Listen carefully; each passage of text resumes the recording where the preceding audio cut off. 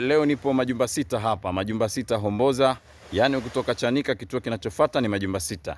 Na bei ni milioni 9 tu za Tanzania. Nakuja na nyumba hii hapa. Hii nyumba bana, kama jinsi unavyoona, inahitaji finishing ya kumalizia. Mwenyewe amepaua lakini nguvu imemuishia, ameishia hapo. Hii ni nyumba ya vyumba viwili. Kimoja ni master sitting room pamoja na public toilet kama jinsi unavyoona. Wastani wa kiwanja ni square mita 400. Kiwanja kilichobaki ni hichi hapa hichi kama jinsi unavyoona.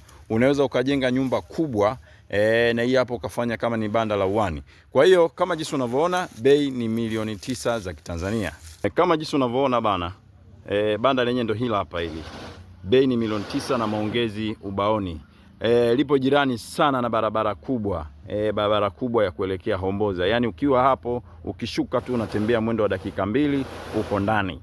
Maanake nyumba ya kwanza inatazama barabara kubwa, lakini ya pili ndo nyumba yenyewe hii unakutana nayo. Bei ni milioni 9 za Tanzania.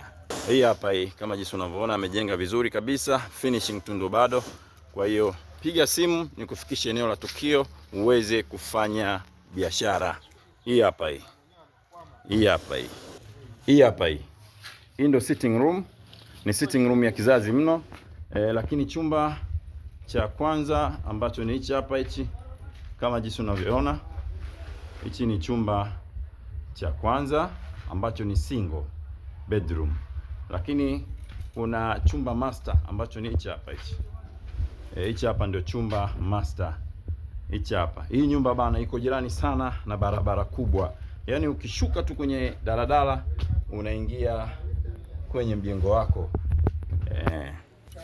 Hii hapa hii. Hii ndio public toilet. Na wastani wa kiwanja kama jinsi unavyoona mpaka kule kwenye mnazi ule waliposimama jamaa hao inafika mpaka humu. Kwa hiyo kinataka tu usafi.